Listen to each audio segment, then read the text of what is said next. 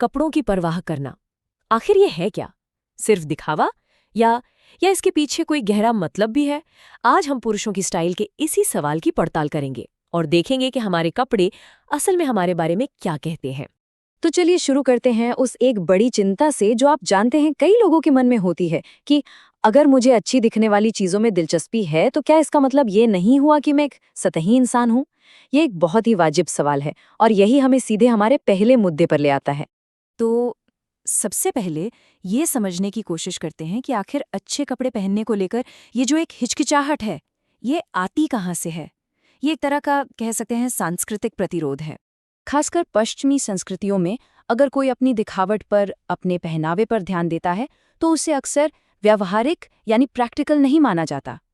एक तरह की सोच है मानो सादगी और सिर्फ काम पर ध्यान देना ही असली मर्दानगी की निशानी है। और इसका नतीजा क्या होता है?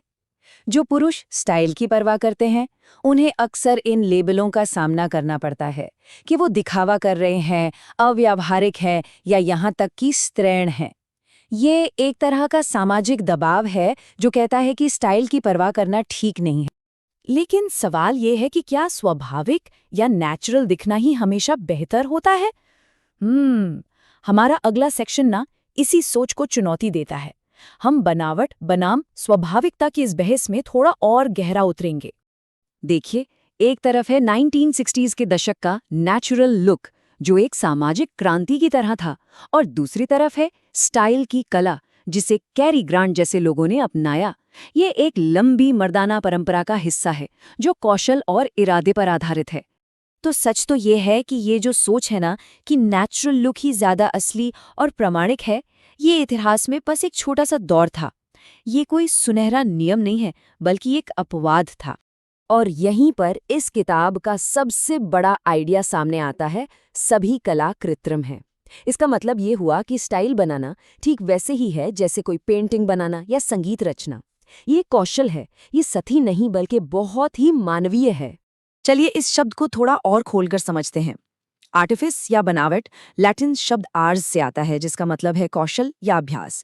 ये शैली बनाने और कुछ रचने की हमारी इंसानी इच्छा है। तो ये दिखावा नहीं है, ये हुनर है। तो क्या स्टाइल का मतलब महंगे कपड़े हैं? नहीं, बिल्कुल नहीं। ये पैसे के बारे में है ही नहीं। ये इस बारे में है कि कोई अपने धन के साथ कैसा रिश्ता दिखाता है, वो दुनिया को क्या संदेश दे रहा है। इस कहानी को देखिए। एक तरफ है डेरिक जिसकी पीली पोर्श और रोलेक्स घड़ी चिल्ला चिल्ला कर कह रही हैं, देखो मेरे पास कितना पैसा है।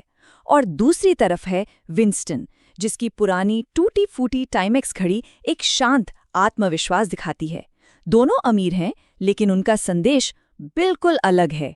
ठीक है, तो हमने क्यों की तो बात कर ली, अब आते हैं कैसे पर। अगर कोई अपनी स्टाइल को बेहतर बनाना चाहता है तो शुरुआत करने के लिए दो सबसे जरूरी चीजें हैं, जूते और सूट। तो शुरुआत करते हैं जूतों से, क्योंकि जैसा कहा जाता है सब कुछ जूतों में है। लेकिन जूते इतने जरूरी क्यों हैं? सोचिए, जूते आपकी स्टाइल की नींव हैं। वो किसी के बारे में, उसके स्वाद और उसकी पृष्ठभूमि के बारे में बहुत कुछ बता देते हैं इससे पहले कि वो एक शब्द भी बोले। और यहाँ कुछ बहुत ही सीधे और सख्त नियम हैं, ध्यान से सुनिएगा। टैसल लोफर्स नहीं, काउबॉय बूट्स बिल्कुल नहीं, ऐसे जूते जो स्पॉट शूज जैसे दिखते हैं लेकिन ड्रेस शूज होने का नाटक करते हैं, कभी नहीं। और शॉर्ट्स के साथ मोजे, इसके बारे में तो सोचना भी मत। अच्छा, जूतों के बाद बारी आती है सूट की। लेखक इसे अधिकार की गंभीर पोशाक कहते हैं और ये बात काफी हद तक सही भी है। और सूट के लिए ना बस एक बहुत ही आसान सा नियम याद रखना है। 3 बटन वाले सूट का ऊपरी बटन कभी कभी बंद कर सकते हैं, बीच का बटन हमेशा बंद रखना है और निचला बटन कभी नहीं, बस इतना ही। तो इन सब बातों का मतलब क्या निकलता है? आखिर में ये सब कुछ आकर टिकता है प्रस्तुति की शक्ति पर, यानी किसी की स्टाइल दुनिया को उसके बारे में क्या बता रही है। लंदन के एक बहुत ही मशहूर दर्जी की एक बात है जो मुझे लगता है सब कुछ कह देती है। वो कहते हैं, अगर कोई हमारे क्लाइंट से कहे कि आपका सूट बहुत अच्छा है तो इसका मतलब है कि हमने अपना काम ठीक से नहीं किया। मतलब असली लक्ष्य कपड़ों पर नहीं बल्कि पहनने वाले इंसान पर ध्यान खींचना है। तो याद रखिए, स्टाइल का मतलब नियमों की एक लिस्ट रटना या पैसे का दिखावा करना नहीं है। ये कौशल और इरादे के बारे में है। ये दुनिया को ये बताने का एक जरिया है कि कोई व्यक्ति कौन है। ये आत्मविश्वास के साथ सामाजिक दुनिया में आगे बढ़ने का एक तरीका है। ये खुद को व्यक्त करने का एक बहुत ही शक्तिशाली रूप है। तो चलिए इस एक विचार के साथ आज की बात खत्म करते हैं। हमारे कपड़े हमेशा एक कहानी सुना रहे होते हैं, चाहे हम चाहें या ना चाहें। सवाल बस इतना है कि किसी की कहानी क्या कह रही है।